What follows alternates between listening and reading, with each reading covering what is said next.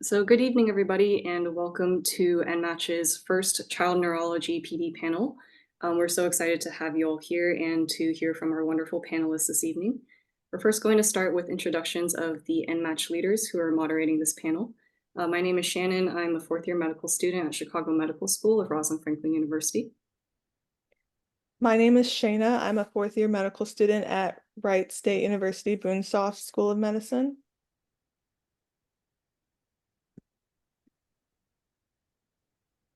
My name is Kate Bailey, medical student at Michigan State University College of Boston. Great. And next we'll introduce our panelists.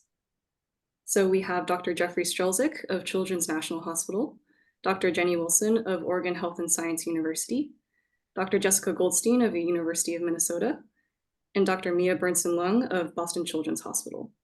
So the way that this panel will work is that each panelist will have up to 8 minutes to present about their program, about what they look for in applicants, or anything else that they want to talk about. And after all of the panelists have presented, there will be a Q&A session at the end. So if you have any questions, please put them in the chat. You can put them in at any point during the panel. And if you want to submit any questions anonymously, please send Kate a direct message so she can read those out for you. So with that being said, I'll hand it off to Shayna. And then just as a reminder, 8 minutes, I'll be timing and I'll just kind of pop in whenever it's over. So first off, we have Dr. Jeffrey Strelzik from Children's National Hospital. Yeah, thank you. Perfect. And you said that just right. That was excellent. Like Shana said, I'm Jeff Strelzik. I'm the program director at Children's National. The rest of our team is Dr. Genser and Dr. Kornblue, who are associate program directors, and then Rachel Beals, our program coordinator, and Mark DiSabella. All this is only possible because of the whole team. It's a great team that I work with. So I wanted to make sure that I shout them out first and foremost. All right, let's go to that first slide. The next one. Yeah, perfect. So just a little bit about like our educational policy and sort of our policy on leadership. So we all think that adults learn best through active engagement, and adults know what their needs are better than anybody else. So the way that we run our program is by listening to the needs of the residents throughout their experience. And we're really an experiential learning program, which occurs through exposure and personal responsibility to giving yourself a diverse and large patient population with a diverse number of experiences. We really believe that our fellows need to be actively engaged both in their own education, but also in shaping the program. So giving us feedback on what's going well or what needs to improve so that the program can really be up to what they want it to be. Mentorship is something that we want fellows to be actively engaged in as well, in addition to our formal mentorship program. We think that training programs really have to be adaptable and fluid, and we're making changes all of the time based on what our fellows' needs are and what's going on in the program. And I'll show you some instances where we've done that, but there's plenty of times when we've taken feedback and made major changes based on that. Another aspect of that is using quality improvement to make sure that those changes are meaningful and that they're actually achieving what we wanted to achieve. And when they do, we keep them. And when we don't, we take a left turn and try to make adjustments to make sure that the people who are either benefiting from them or suffering from them, that we adjust to make sure that it's what they want. And then the last part of this is really my philosophy on the program is that our job is to help the residents attain their goals. And so people ask about what's important in looking for an applicant for our program. And for me, the biggest thing is having people who are coming in knowing sort of what they want from training. And that doesn't mean that you have to know whether or not you want to do a fellowship or not, or what kind of research you want to do or not. But more importantly, what is it that you're looking to get from your experience? Because for me, those are the easiest people to have in a program, because my job is just to set them up for success and try to sort of get out of their way and make sure that everything is set up for them. So our goal is to help you achieve your goals. Next slide. So in our program, just like all the other programs that have categorical positions, we have PGYs 1 and 2 at the main hospital in their pediatrics years. In your third year, you rotate between a few different hospitals, the Georgetown system, which includes Georgetown Hospital, and then GW's hospital system, which includes the VA and Washington Hospital Center. And then in your fourth and fifth years, you're back at the mothership, at Children's National. You can go to the next slide. Just a few numbers here. It's a large program with over 25,000 patients per year. We have over 325 beds, or 323 beds to be exact. We have a large floor with 25 neurology beds, 17 EEG beds. We have lots and lots of neurology providers, over 40. 45 beds in our PICU, 72 beds in our NICU. And then we are offering 4 categorical positions and planning 1 reserved position for the match this year as well. You can go to the next slide. The way that it's set up for us, your PGY 3-year is mostly adult neurology. We've changed it recently so that you're actually doing more pediatric neurology in your 3rd year, so that when you get into your 4th year, you sort of feel like you have the flow and can get into it and start getting in more than just getting your feet wet at the very beginning. We also had some feedback from the fellows that they didn't feel like at the very beginning that they were well equipped to make the decision about whether or not they wanted to do a sub-fellowship after they were done. And so we moved some things around in the PGY 3-year to give them more subspecialty exposure, which has worked out really, really well for us. So you'll see you come back to Children's for at least 2 months of the year in your PGY 3-year. Your PGY 4-year is all at Children's with about 4 months worth of elective. And then your PGY 5-year, you have about 6 to 7 blocks of elective in the pediatric space, and then 2 blocks of adult elective. You can go to the next page. We have a great pediatrics residency program.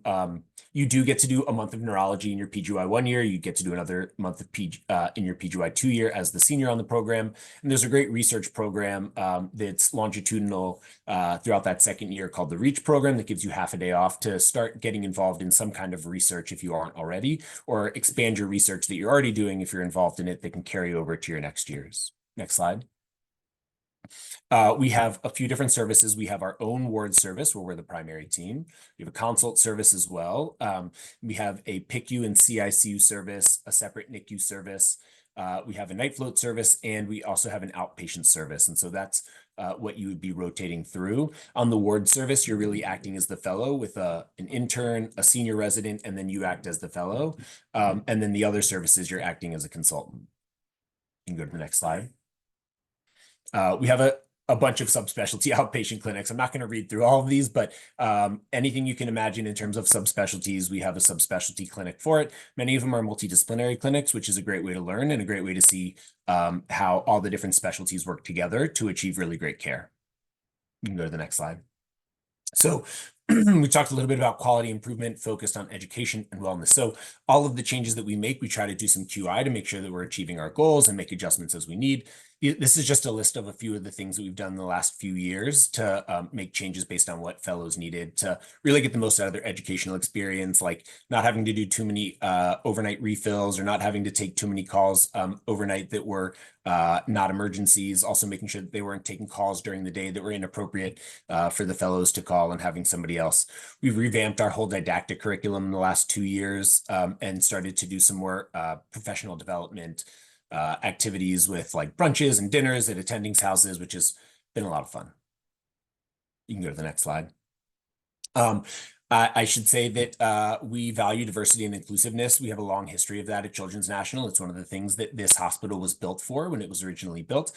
It's one of the most diverse cities in the US, and we strive to be inclusive both within our staff and our patients. The diversity, equity, and inclusion are all 3 pillars that are part of the institution's strategic plan, and we have a robust diversity committee that has been working really hard to make sure that we stand up to our standards. Next slide. We do have a nice Children's National Research and Innovation campus that was just built on the Walter Reed campus. So there's this huge campus that was sort of abandoned, and we came in and revamped it along with Johnson & Johnson, who helped put in some money to help to revamp this whole place. And you can see that we have lots of research opportunities with them, not just Johnson & Johnson, but at the Research and Innovation Campus. And then through the NIH also, our proximity to them lends a lot of capacity for partnership. And then we also have a partnership with Virginia Tech, who uses this space as well. You can go to the next slide. We have lots of research programs. Again, not going to list them all. Some which are very mature, some which are still developing. Sorry to interrupt. Oh, That was yeah. 8 minutes. So if you want to finish that, and then we can. Yeah. Totally. I think the next slide is just the wrap-up slide. Go ahead. Oh, perfect.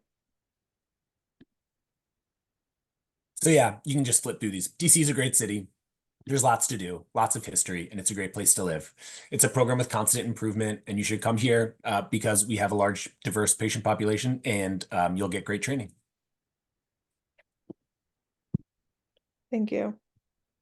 Up next, we have Dr. Jenny Wilson from Oregon Health and Science University. Okay. All right, so you guys have my PowerPoint then. Sorry, I arrived a little bit late. Excellent. Okay. So I'm going to tell you guys a little bit about our program here at OHSU. Go ahead and go to the next slide. So things that are a little different about our program, OHSU is Oregon's only academic health center. And we primarily see patients who are covered by public insurance, so Medicaid. And we're also a huge research center. We do a lot of work within the state of Oregon. Next slide. Just to give you a little bit more of a flavor, we're in Portland, so OHSU, and we have 14 child neurologists at OHSU. And within the city, there are a few other hospitals that also have child neurology. They're not academic centers. And then there's one child neurologist down in Eugene, but the rest of the state does not have any child neurology. And so we're basically serving the entire state of Oregon, which is a challenge and also a good thing if you're a trainee. Our goals of training are, I'm sure, similar to many other programs, but to produce excellent child neurologists who can take care of patients with a broad spectrum of neurologic conditions, to be able to manage both inpatient and outpatient challenges, and to also be prepared for subspecialty care. We offer training to prepare you for a bunch of different pathways. So basically, if you're interested in doing academic medicine, we can set you up for that. If you primarily want to do research, that is also a pathway we can support. We have trainees very interested in education and sometimes trainees who want to go into private practice. And we just want to make sure we support your goals. Our curriculum has structure, but it's also pretty flexible. So if you're interested in doing something different or unique, we can help support that. And resident well-being is always a priority for us. We actually have two training pathways. We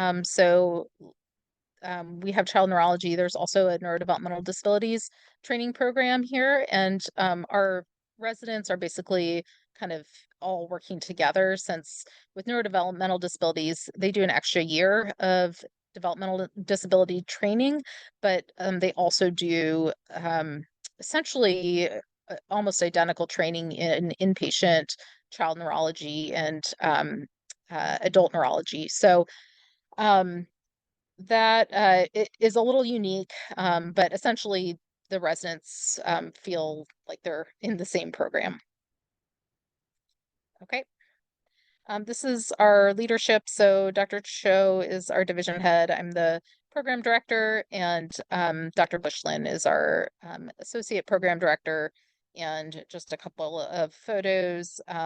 We had a holiday COVID super spreader event, which was worth it, I think, in the end.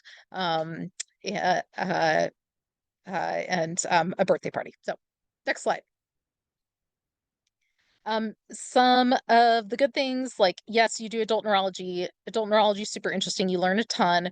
Over time, we've evolved essentially to not have our residents take call in adult neurology. I think, we've gotten feedback that it's our residents were just really uncomfortable in kind of the position they were put in taking overnight call. And so we've essentially taken out the overnight call responsibility from the adult neurology rotations.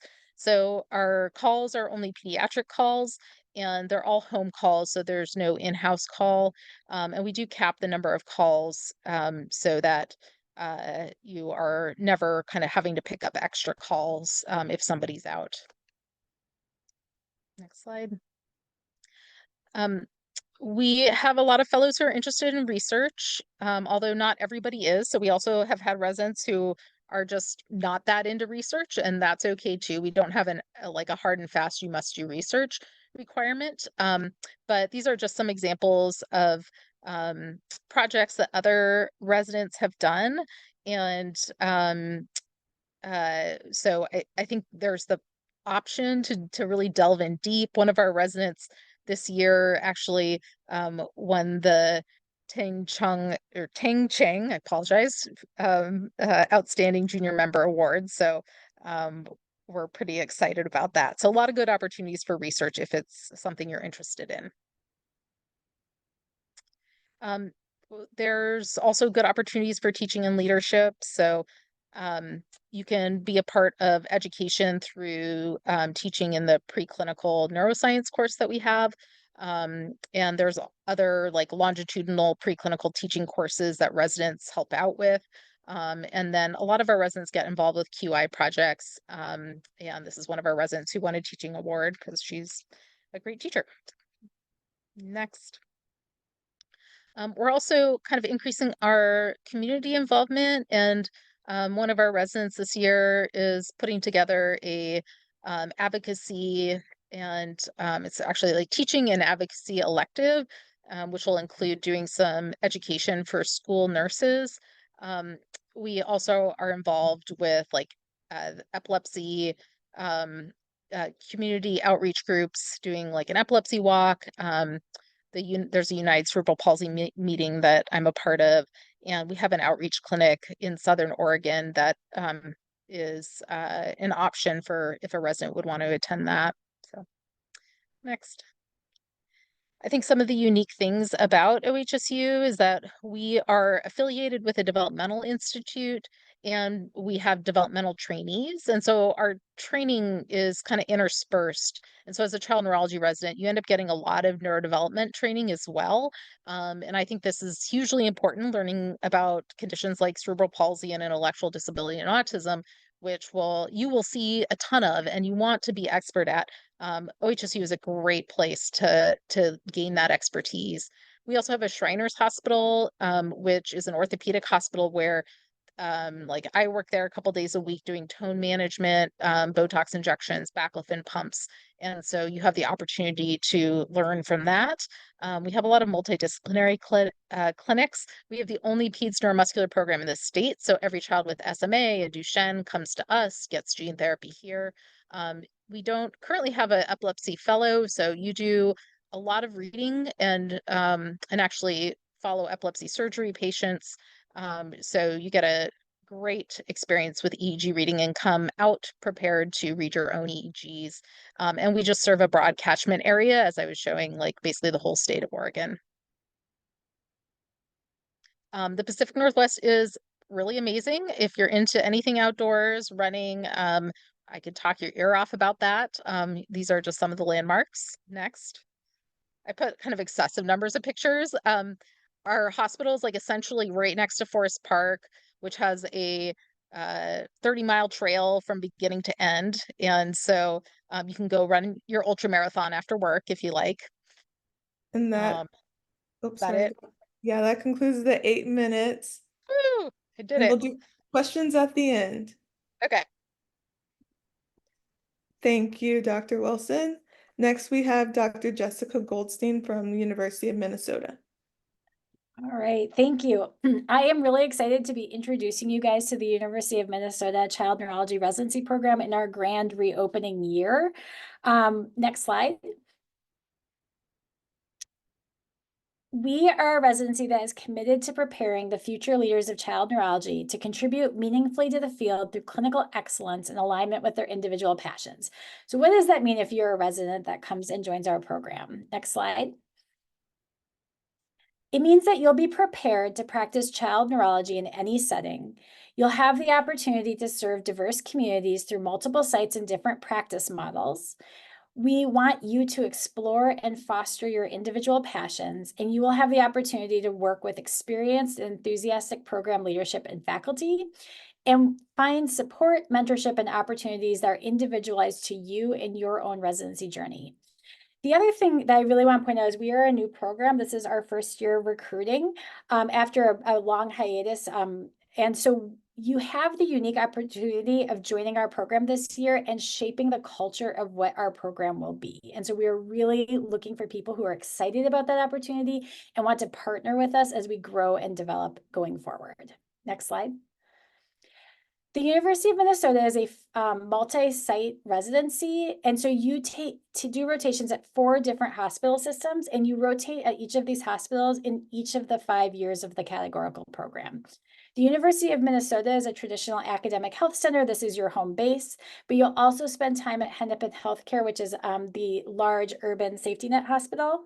Children's Minnesota, which has 2 campuses across the Twin Cities and is a large community-based hospital. And then Gillette Children's, which is a subspecialty care hospital that specializes in the care of children with medical complexity. The Twin Cities is named because we are Minneapolis and St. Paul. We're about 7 miles apart, but we really function like one big city, and we are home to a number of diverse communities. But similar to the Oregon program, we really serve the entire state and several surrounding regions as well. So you really have the opportunity to work with a diverse group of communities, families across a wide region. Next slide. In the first 2 years, you're really embedded within the general pediatrics program. And I liked how they introduced themselves. They, again, talk about our multi-site model. You have the incredible depth and breadth that each of these hospitals offers to you. And it's really designed to help you get a solid foundation in general pediatrics with the emphasis on well-being, inclusivity, and support. Next slide. As you transition from the first 2 years of your pediatrics training, you actually end the second year with a 1-month rotation called boot camp that takes place at the American Academy of Neurology headquarters, which was started at the University of Minnesota along with the Child Neurology Society. You spend that month immersed in clinical neurology and neuroscience and pretty much off all your clinical rotations and duties. You get time spent with your classmates, and you also get to meet your adult neurology colleagues for that year. Next slide. Our adult neurology rotations are designed for the child neurologist, and we've spread them out across all 3 of the neurology years. And so you do 4 blocks each year, 2 blocks inpatient, 1 block outpatient, and 1 block each of neuroradiology, neuropathology, and adult epilepsy.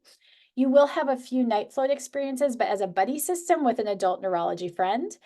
And as an example rotation, one of our outpatient neurology months is actually going to be immersion in neurogenetics across the lifespan, with time spent in our Huntington's disease clinic, our ALS clinic, and a number of other neurogenetic opportunities. Next slide. Our child neurology rotations were really intentionally designed to leverage the educational and clinical experiences that each site has to offer. You can expect that each year you'll spend about 3 blocks on the child neurology consult services across the different systems, 1 to 2 blocks outpatient, and then we have a number of selectives and electives that really allow you to individualize the experience that you're having. All of the child neurology call is home call, but you're good. Next slide. And then our continuity clinic takes place at an innovative, newly designed clinic site called the Masonic Institute of the Developing Brain, which is a multidisciplinary space that is completely dedicated to the pediatric neurosciences. It's beautiful. It's a half-day clinic where you have your own panel of patients and a rotating preceptor, and you really get to learn and practice alongside your colleagues in developmental behavioral pediatrics, neuropsychology, psychiatry, and psychology. Next slide. We use an academic half-day model with sprinkled in additional conference opportunities throughout the week. That's called Friday School. This is an 18-month curriculum that's based on the ABPN content alongside longitudinal themes on a variety of topics and is designed to be interactive. So you're up and moving and really working with material as much as you can rather than listening to lectures. You'll have some sessions combined with adult neurology, which really gives you a chance to spend some time with your colleagues on that side as well. Next slide. We also offer a number of longitudinal tracks that really allow for that individualization of your experience. So you can see that ranges from global health to a number of different opportunities within justice, equity, diversity, inclusion, and advocacy, medical education and leadership, and a very robust research program. Next slide. The Twin Cities, I realize Minnesota is known for its snow, and it is a good place to come if you want to build a snowman. But if you don't, we have all the seasons. So I highlighted the other ones on here for you. So we have fall and spring and summer as well. It is a beautiful place to live. There is something for everyone here. But really, one of the things we want to emphasize is that we want you to flourish when you are a resident. And so we offer a number of different opportunities to really help you grow and be immersed within the community and culture of the residency that you're a part of and the communities that you live in. There are social events that are hosted. We have neurology wellness groups, a very, very robust advising program that's really designed towards growth, and resident retreats in all 5 years. We also offer a number of different GME resources, but really I think the thing that I take away is that this is a supportive place to learn and grow and practice medicine, and we want you to be successful. Next slide. This is just some information about our program. As I said, I'm the program director. My program coordinator is named Allie Hempel. And then if you want to learn a little bit more, that QR code will take you directly to our website. Thanks.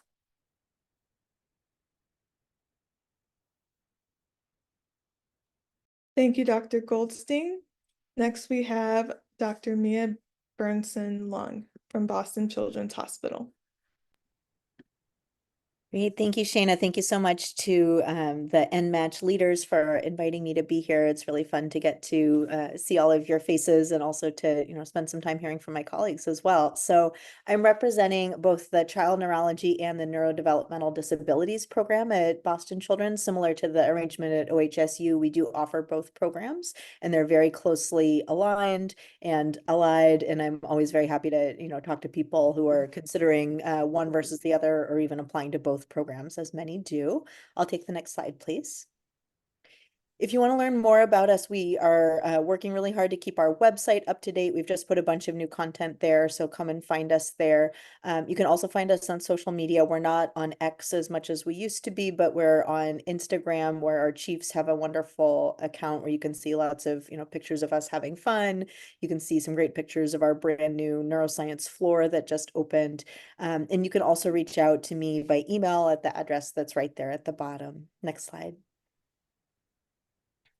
So I wanted to start with our mission statement, because this is really our grounding and our program values, and I think it talks about what we're looking for in applicants. So we intend to train individuals to be the next generation of diverse leaders. We truly value diversity in all forms, and I'll talk more about that later on in the slides. We're looking for people who will advance the field of child neurology through education, through research. We provide broad and deep clinical training experiences, and that's really at the core of everything we do. Many of us are hyphenated, physician scientists, physician educators, physician advocates, but really that clinical experience is the most important thing where we want people to excel. And we're able to offer a very large faculty with a breadth of different subspecialty interests and really robust clinical training to support that. We encourage research and inquiry, but I don't want you to hear research and think that just means the lab. That might mean an individual patient, understanding how do I, navigate their particular refractory epilepsy or something like that, all the way up to larger systems. So that might include things like advocacy, policy. We have a resident incoming who's really interested in sort of the legal system and how that interfaces with child neurology. So anything that can help our patients. And we look for individuals to train who are really exceptional in their medical care and knowledge, who demonstrate professionalism and integrity, promote health equity, and are compassionate and empathic, not only, I would say, in the care of the families and children that we care for, but also in how they take care of each other. We're really a collaborative program that emphasizes very teamwork-oriented mindset. I'll take the next slide. So this gets a little bit confusing. I'm going to walk through our different positions that we have. So this year we have 6 child neurology categorical positions. Our pediatric program is the Boston Combined Residency in Pediatrics, which spans both Boston Children's Hospital and Boston Medical Center. So it's joined at the pediatrics level, but then we have a separate child neurology program, and Boston Medical Center has a separate child neurology program. We do ask, by the way, that if you are applying to us in ERAS, which we hope you will, that you submit applications both to us and to the pediatrics program, which I know is different from how a lot of programs do it. And again, we have have six categorical positions per year. So we're quite a large residency. We have actually a seventh additional slot that I'll talk about in a second. And I can take that next slide. So we also have a joint advanced prelim position through a special arrangement with one of our clinical affiliates, which is Maria Ferrari Children's Hospital in New York in Westchester. And this would be 2 years in the Maria Ferrari pediatrics program and then coming to us for exactly the same child neurology training. But this pathway might be of interest, whether to people who are, from New York or interested in practicing in New York down the road, or also are interested in just sort of a different flavor of pediatrics prelim experience. And you're welcome to apply to both tracks if this is of interest to you. I'll have the next slide, please. We do not have a reserve position for 2025, and I apologize, there was a sort of issue with ERAS where it initially was showing as that we did have one, but we do not have one for this year. Next slide. And then finally, I mentioned we have our neurodevelopmental disabilities program, and this is a joint program with Bay State Medical Center, and that's just west of us, so also in Massachusetts, and then you join us for those 4 years of NDD training. Next slide, please. So here's a sort of at a glance view of our child neurology rotations. And just to orient you a little bit, the blue is the adult time spread across the 3 years, although most of it in the first years. The orange is your core child neurology time, which includes things like rotating on our primary inpatient service. We have our own primary service, which is different than a lot of places, as well as a primary epilepsy and EMU service. Lots of different consult experiences, different outpatient experiences, and then sort of capping off your time in your third year as what we used to call the 9 North Senior. It's now the 8 Mandel Senior, but really in a leadership position on that team. And then the sort of golden color is that sweet, sweet elective time. We try and make sure there's lots of elective opportunities for people to really customize training to their own particular interests and career paths. I'll have the next slide, please. This is a similar slide just showing the neurodevelopmental disabilities program. And so you can see many of the rotations are the same as for child neurology, but there's a lot of additional elective time that people have done everything from research projects to learning how to do Botox for tone management to going and get a master's in education at the Harvard Graduate School of Education. And then that green DMC block is dedicated time with our developmental medicine colleagues. Next slide. So where do our graduates go? The answer I would say is everywhere. We have lots of people who are interested in a variety of different fellowships and find themselves to be very well prepared for that. We do have people who are interested in going straight into practice. And then people are at faculty positions all over the country and all over the world. Next slide. So life during residency, this would be a whole, presentation in and of itself, but a few of the highlights. We have some fun stuff. We try and have lots of social events. Everyone comes over to my house for taco night when they're incoming in the program. I can tell you more about benefits if you're interested in specific details, but we have a very competitive salary and housing stipend, recognizing there is a higher cost of living in Boston. We have an academic fund and then separately conference support if you're out presenting a research project or a QI project. We have generous paid parental and medical leave.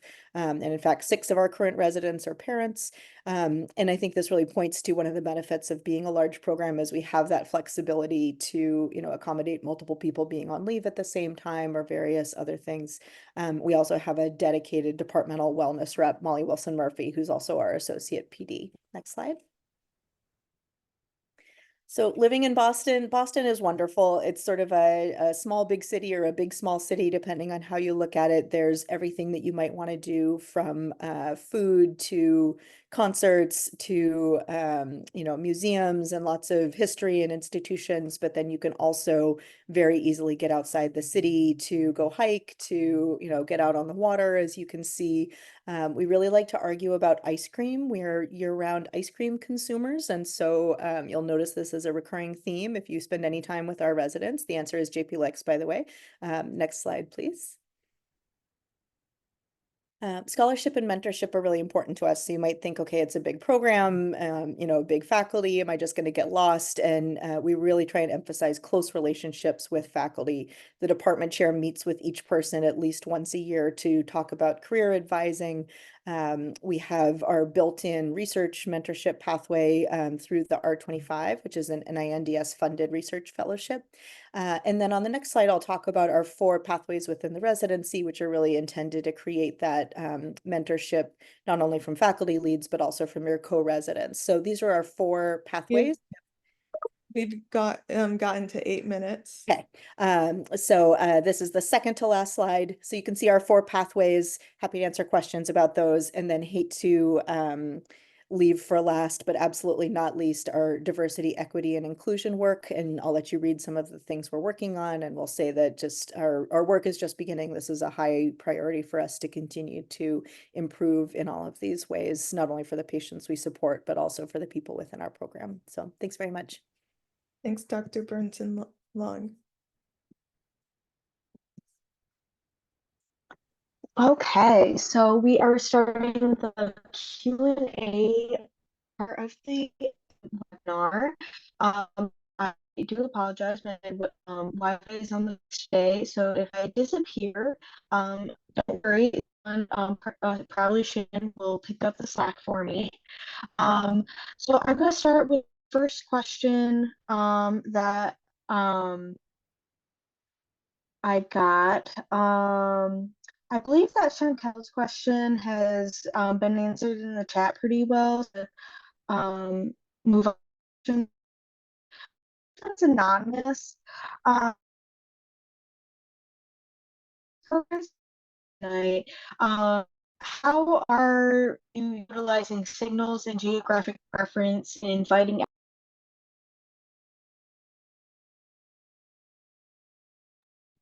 It looks like Kate went away, but I think the question was about how are you utilizing signals and geographic preferences with applications?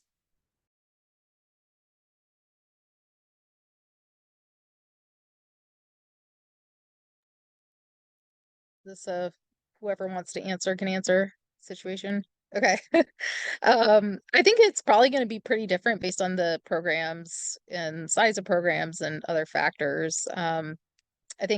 I mean, certainly are very interested in people who are going to signal for us, but doesn't mean we're not going to consider applicants who aren't signaling, and we'll interview, who we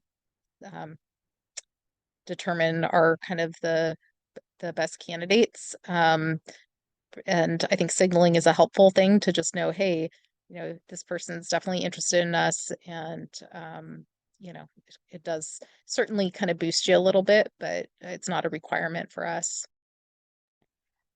I would say for the University of Minnesota, a very similar answer, that it's good to know, especially if there's a reason you want to be at the University of Minnesota or in the area. I would love to know that, but every application will be looked at in a holistic way. And it wouldn't necessarily, take you out of the running if you didn't signal the program. So if you want to be here, we want to know that.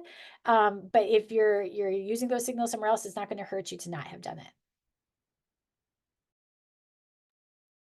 Yeah, I think the same answer for us at Boston Children's. We love to receive signals, but we also, invite plenty of people to interview who didn't signal us, and we recognize you only get 3. So, you can only do so much. And exactly the same thing as what Dr. Goldstein said. If there's a particular reason that you'd like to end up in Boston, it's not your hometown, but your sister just moved there and you'd really love to be in the same place or whatever it is, just let us know. Yeah, I completely disagree 100%. No, I'm kidding. I'm just going to echo what everybody else said, so I'll sort of leave it. But yeah, if there's a particular reason that you want to be there, it's great to know. Otherwise, yeah, just kind of like what everybody else said, it's good to know, but we're going to still do a holistic review of all the applications.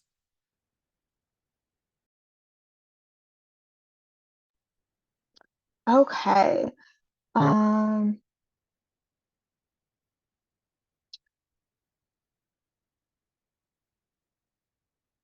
And then Aaron had a question on their special interest of software development, and if any of your programs had opportunities involving research involving AI specifically.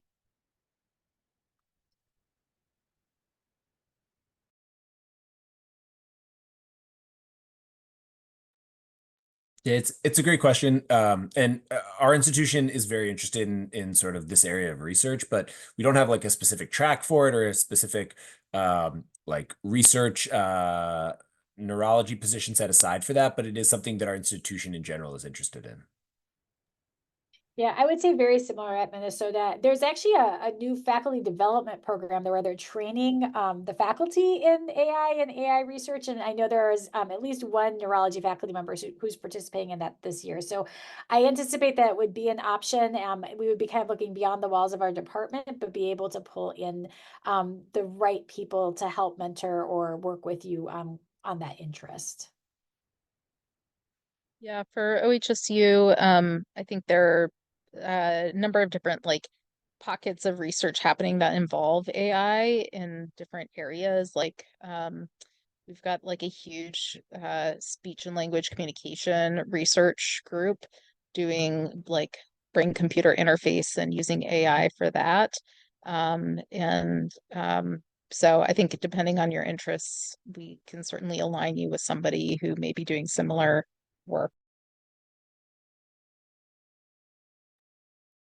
Yeah, I answered the question in the chat as well, but I think if you ask us, is there the possibility for me to follow my interest in XYZ, whatever it is, I'm going to say yes, because it's something that we're very interested in doing, and we have the benefit of, being at an institution, not only at Boston Children's, but our affiliation with Harvard University and that whole ecosystem, as well as, MIT and other institutions around the Boston area.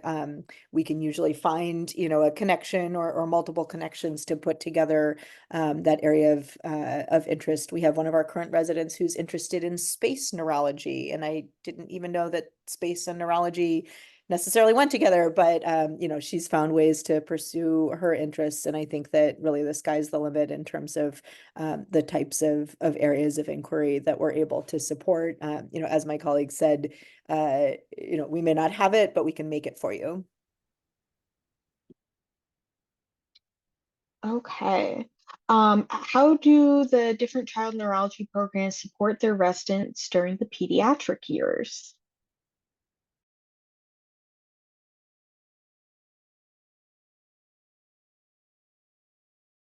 Well, at OHSU, during the pediatrics years, oftentimes our residents will still come to our pediatric neurology conferences and come to our various events. So we basically include them within our division. We're probably going to move towards having the option of doing pediatric neurology continuity clinics starting in the first 2 years. I know other programs are doing that too. We're kind of working on that. So that might be another way where you end up seeing our faces and working with us earlier than you would have otherwise.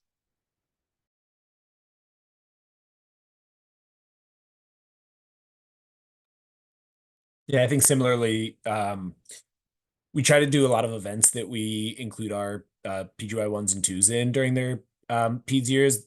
We just had a nice dinner that we took everybody out to so that we could get to know everybody, like now that they'd matched and started in their PGY 1 year. And so we have these professional development dinners, which are really like a game night here or like a dinner at someone's house there, but we call them professional development dinners.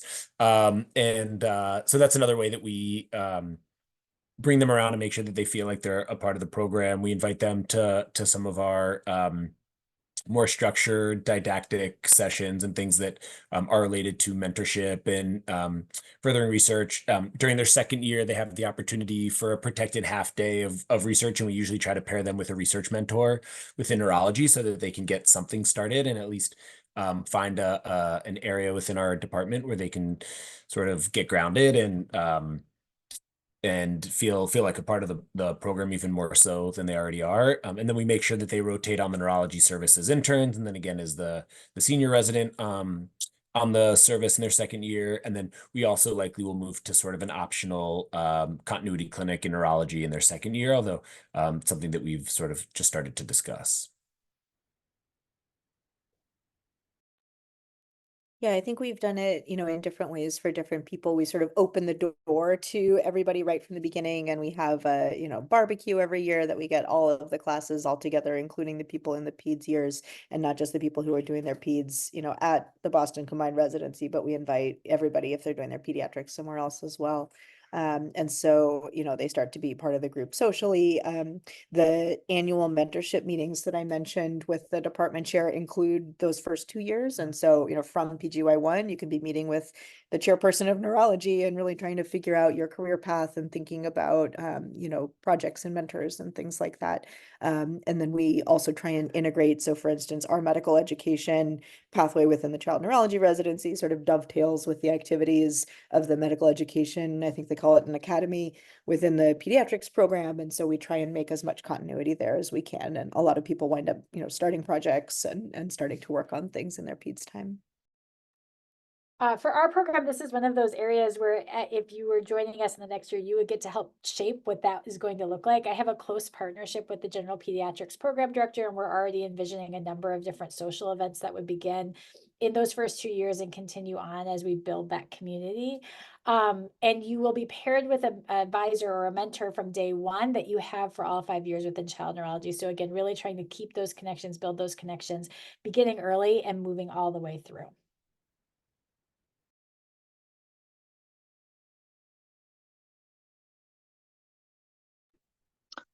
Okay, so how does the year of graduation affect applicants? Or I'm guessing a similar question would be, what's the maximum year of graduation that you would accept for your applicants?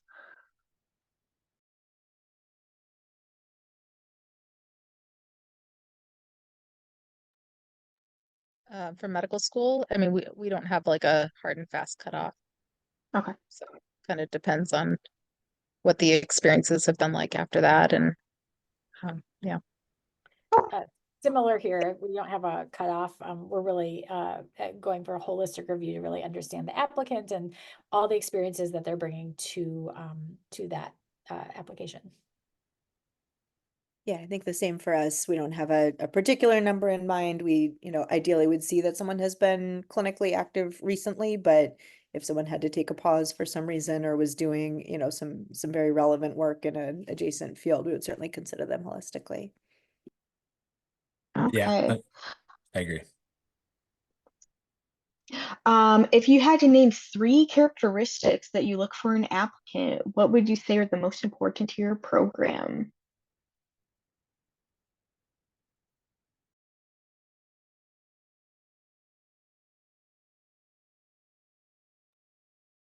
I don't know. I'm not going first. 3's a lot. Somebody else.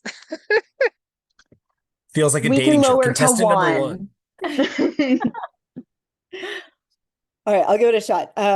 So the first one may not even be a real word, but I would say T-shaped, by which I mean, we look for applicants who really have that breadth of experience, have, had experiences across not only different clinical domains, but, maybe have done some research, have done some advocacy, have had some awareness of, global health and global neurology, but then at the same time have really gone deep in one particular area. So we don't just want people who have, kind of checked the boxes. We want people to have had a genuine, broad experience, but then whatever their area of focus and passion is, they've really gone deep in it and, been a leader of a student organization in that area or worked on a project for multiple years or that kind of thing. And so I think, the second adjective related to that would be people who are passionate. We have people who, come into the program and like epilepsy is their one true love and what they love talking about. And then for someone else, it's, global health work with a particular community, and they could just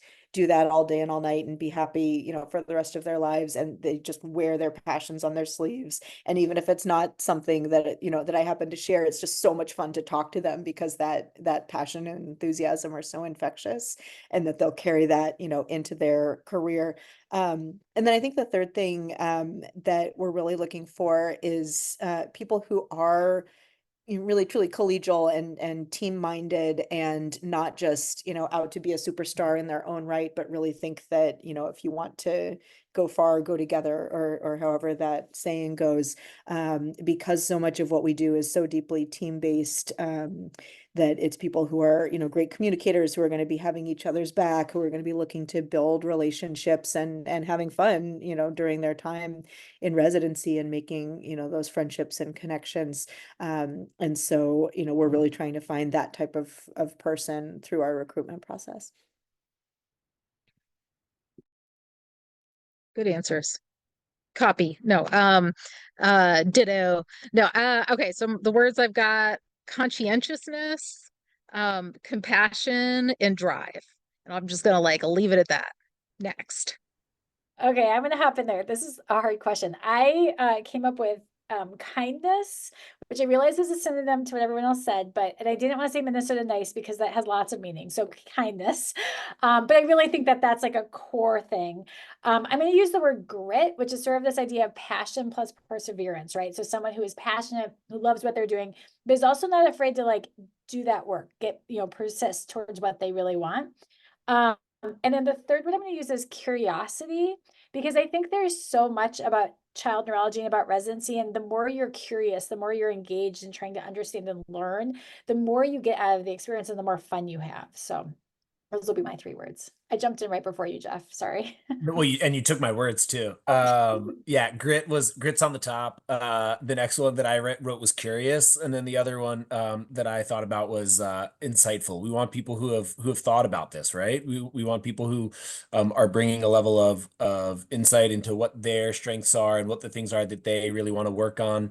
And we also want people who have really thought about why this is important to them, and what training will do for them, and why it's important to be curious, and their reason for being gritty. So I think that takes people a long way too when they have that level of insight.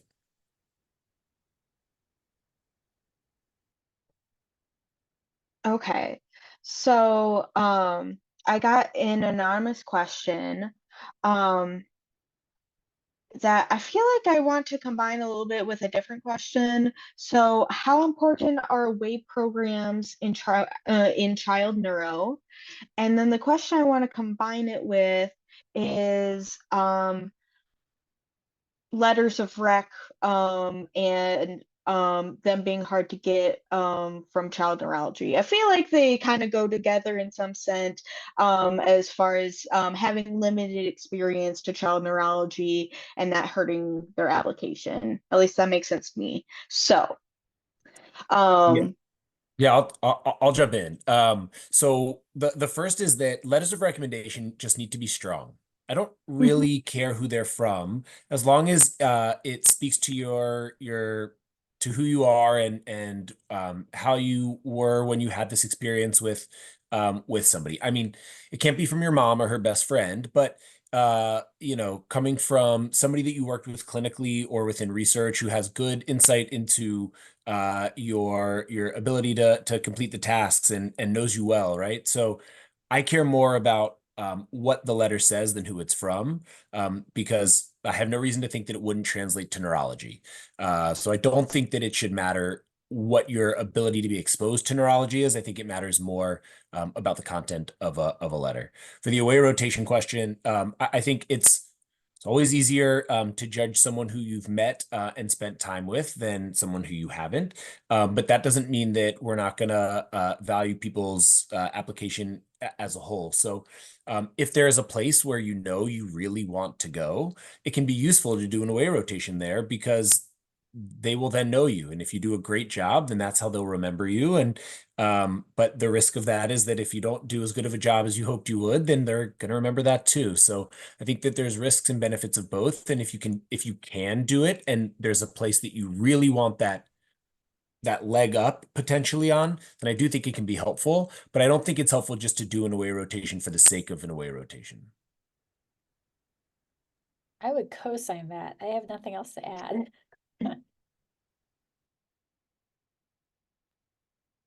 Yeah, I think very similar themes, definitely get the letters from the people who know you the best and can speak to, your particular qualities. And I think you can also sort of prompt your letter writers. So if you have a neurology, core clerkship that's writing you a letter, make sure they know that you're applying for child neurology and that they can kind of like extrapolate and, same thing for pediatrics.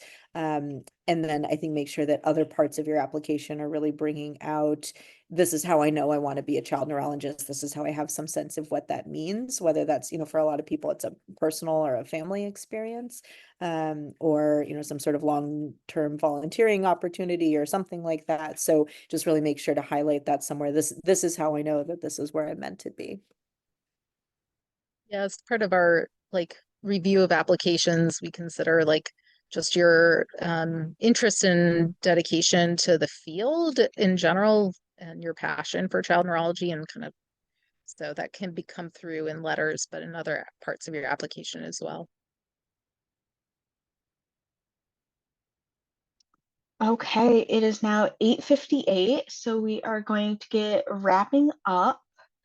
I do apologize, we didn't get through quite all the questions, but I definitely tried my best. We do want to do a little plug because we have 2 more panels coming up this week, one on Wednesday at 8 p.m. and one on Friday, also at 8 p.m. And we are very excited for our other 2 panels, just as excited as we were about tonight. One more plug, if you could just follow us on X and Instagram so you can make sure to keep up to date on all of our latest initiatives, we would really appreciate it. Thank you so much for joining us tonight. And we really appreciate everyone's time, especially our PDs. So thank you so much for joining us tonight. Thank you all. Thank you. Thanks, everyone, and good luck.